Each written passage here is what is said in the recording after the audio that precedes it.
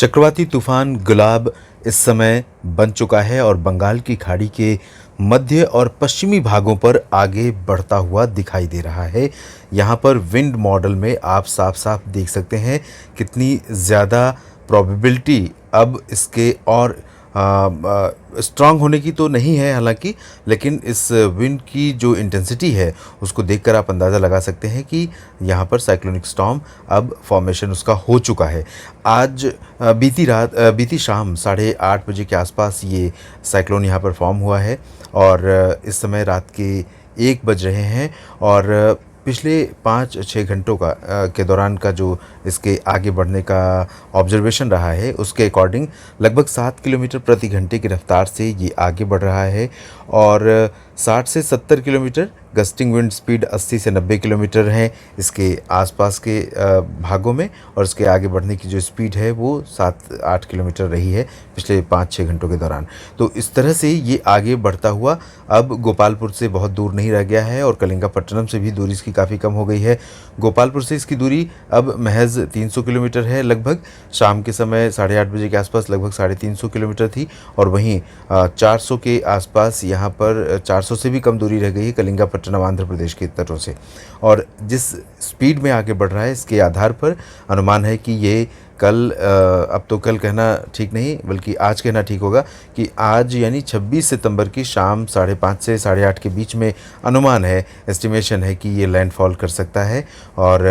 Landfall करने के बाद ये आगे बढ़ेगा, छत्तीसगढ़ को पार करता हुआ और महाराष्ट्र के विदर्भ को पार करता हुआ आगे बढ़ेगा। कई राज्यों को प्रभावित करने की संभावना, आशंका है। ओडिशा में बारिश की गतिविधियां बढ़ गई हैं पूर्वी तटीय क्षेत्रों पर भारत के। ये देखिए यहाँ पर ओडिशा पर जो हवाओं का इम्पैक्ट है वो हवाएं काफ़ी तेज़ अब चलने लगी हैं और जैसे जैसे ये करीब आता जाएगा हवाएं यहाँ पर ज़्यादा प्रभावी होती जाएंगी। ये सिस्टम जो है अपने उत्तर की तरफ ज़्यादा इम्पैक्ट दिखाएगा क्योंकि इधर से हवा खींचेगा और इधर से ये पुश करेगा। तो यहाँ पर ज़्यादा इम्पैक्ट ओडिशा, छत्तीसगढ़ और उत्तरी तटीय आंध्र प्रदेश के साथ साथ तेलंगाना, महाराष्ट्र, मध्य प्रदेश और गुजरात, राजस्थान, इन सभी क्षेत्रों को ये सिस्टम प्रभावित कर सकता है। कई ज़िलों में, कई राज्यों में भीषण वर्षा इसके प्रभाव से होगी। इससे पहले भी आपको बता दें कि ये सिस्टम क्या इम्पैक्ट करेगा, इससे पहले ही मध्य भारत के तमाम इलाकों में, मध्य प्रदेश के कई हिस्सों से लेकर साथ ही साथ महाराष्ट्र और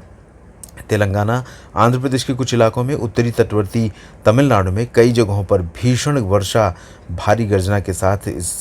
समय दर्ज की गई है आज शाम के समय और कई जगहों पर ये तबाही की बारिश रिकॉर्ड की गई है। और इस तरह की स्थितियां अगले कुछ दिनों के दौरान और भी देखने को मिल सकती हैं जब ये सिस्टम आगे बढ़ेगा और यही सिस्टम यहाँ से जो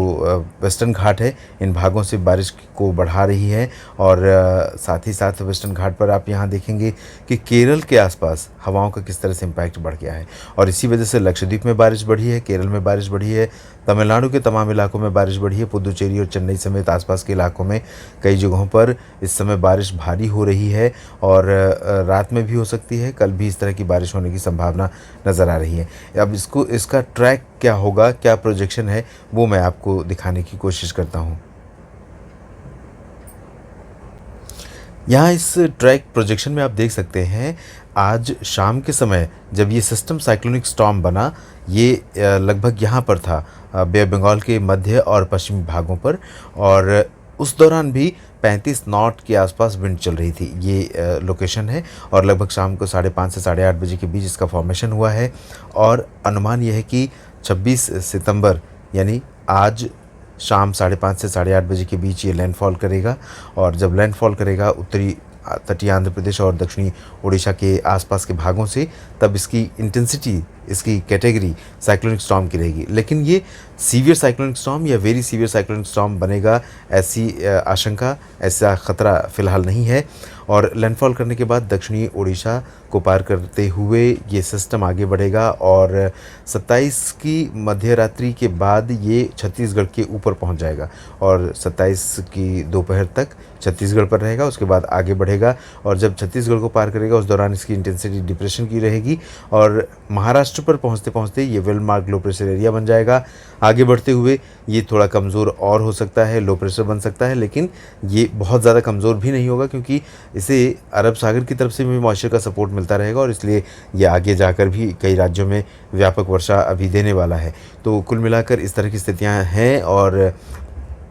ये जो पूरा का पूरा रीजन है ओडिशा का तटवर्ती और साथ ही साथ उत्तरी तटीय आंध्र प्रदेश, यहाँ से लेकर ये इन पूरे रीजन्स में बहुत ज़्यादा एहतियात की ज़रूरत है। आम लोगों को, स्थानीय लोगों को, साथ ही साथ राहत और बचाव एजेंसियों को सतर्क रहने की ज़रूरत है। मछुआरों को बंगाल की खाड़ी में इस दूरी में न जाने की सलाह पहले ही जारी कर दी की जा चुकी है और ये कहा जा चुका है कि इन इलाकों में अगले 72 घंटों तक न जाएं तो बेहतर होगा। और